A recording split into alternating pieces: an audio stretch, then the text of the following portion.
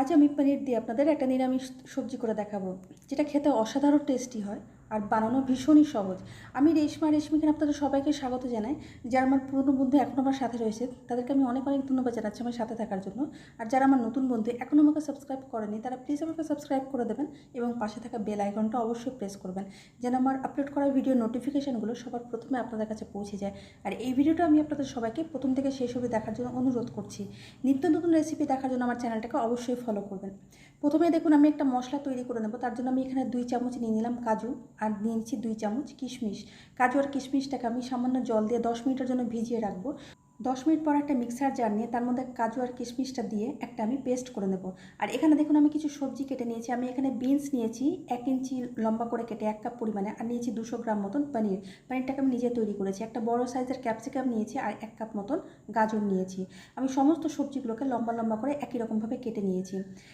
আমি এবার রান্নায় চলে এলাম। একটা প্যান বসিয়ে গরম করে নিয়ে 1 চামচ আমি তেল দিলাম। তেলটাকে আমি চারিদিকে ছড়িয়ে নিয়ে এবার আমি পনিরের টুকরোগুলোকে দিয়ে দিচ্ছি। সমস্ত পনিরের টুকরোগুলো আমি একসাথে দিয়ে দিলাম। দিয়ে দেওয়ার পরে আমি 1 মিনিট মতন অপেক্ষা করব। 1 মিনিট অপেক্ষা করার পরে আমি হালকা হাতে পনিরটাকে উল্টিয়ে নিচ্ছি। পনিরটাকে আমি খুব বেশি কিন্তু ভাজবো না লাল লাল করে, খুব হালকা সামান্য একটু ভাজা ভাজা করে নেব। হালকা হাতে আমি সমস্ত পনিরগুলোকে উল্টিয়ে নিলাম। উল্টিয়ে নিয়ে আমি আরও 1 মিনিট মতন উল্টো সাইডটাকে আমি ভেজে নেব। তারপর আমি 1 কাপ গরম জলের মধ্যে সামান্য একটু নুন মিশিয়ে নিয়ে এই জলের মধ্যে আমি পনিরটাকে তুলে নিচ্ছি। এই জলের মধ্যে তুলে নেওয়ার জন্য পনিরের মধ্যে নুনটাও ঢুকে যাবে আর পনিরটা কিন্তু একেবারে সফট হয়ে থাকবে, একদম নরম তুলতুলে হয়ে থাকবে। তারপর ওই প্যানের মধ্যে আমি আরও দিয়ে দিলাম 2 টেবিল চামচ মতন সর্ষের তেল। তেলটা গরম হওয়ার পরে আধা চামচ আমি জিরে ফোড়ন দিয়ে ফোড়নটাকে একটু নাড়াচাড়া করে নিয়ে আমি কেটে রাখা গাজর আর কেটে রাখা বিনসটা দিয়ে দিলাম। যেহেতু বিনস আর গাজর সেদ্ধ হতে একটু সময় লাগে তাই এই সবজিগুলো আমি প্রথমেই দিয়ে দিলাম। এবার আমি দিয়ে দিচ্ছি পরিমাণ মতো নুন আর পরিমাণ মতো হলুদ গুঁড়ো। দিয়ে দিচ্ছি আমি 4-5টা চেরা কাঁচা লঙ্কা। ঝালটা আপনারা আপনাদের পছন্দ মতন দিয়ে দেবেন।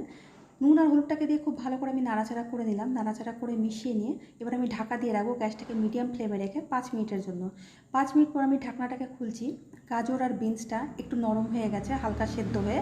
আবার আমি একটু নাড়াচাড়া করে নিয়ে এবার আমি দিয়ে দিচ্ছি ক্যাপসিকাম টুকরোগুলো। ক্যাপসিকামটা যেহেতু খুব তাড়াতাড়ি সেদ্ধ হয়ে যায় তাই আমি এটাকে আর ঢাকবো না। আমি 2 থেকে 3 মিনিট আমি বিনস গাজরের সাথে একটু নাড়াচাড়া করে দিলাম। নাড়াচাড়া করে নিয়ে এবার আমি বেটে রাখা কাজু কিশমিশের পেস্টটা দিয়ে দিলাম। মিক্সার জারটা ধুয়ে সামান্য একটু জল দিয়ে দিলাম। তারপর আমি খুব ভালো করে আরেকটু নেড়ে চেড়ে মিশিয়ে নিচ্ছি।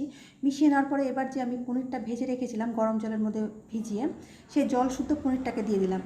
দিয়ে আবার আমি একটু ভালো করে নাড়াচাড়া করে মিশিয়ে নিচ্ছি।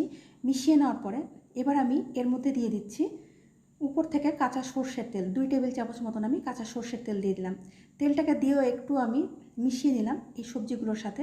মিশিয়ে নেওয়ার পরে গ্যাসটাকে মিডিয়াম ফ্লেমে রেখে আমি আবার ঢাকা দিয়ে রাখবো 10 মিনিটের জন্য। ফিরে আসছি আমি 10 মিনিট পর। 10 মিনিটের মধ্যেই আমার সবজিগুলো সমস্ত সেদ্ধ হয়ে গেছে। আর দেখুন কত মাখো মাখো গ্রেভিটাও হয়ে গেছে। আমার রান্নাটা কিন্তু হয়ে এসছে। যেহেতু এখানে কাজু বাটা আছে তাই এটা একেবারে মাখো মাখো হয়ে যায়। আর কিশমিশের থাকার জন্য সবজিটা একটু মিষ্টি মিষ্টি হয়। আমার রান্নাটা হয়ে গেছে। আমি গ্যাসটাকে বন্ধ করে দিয়ে 5 মিনিট ঢাকনা দিয়ে স্ট্যান্ডিং টাইমে রেখে আমি আপনাদেরকে সার্ভ করে দেখাচ্ছি।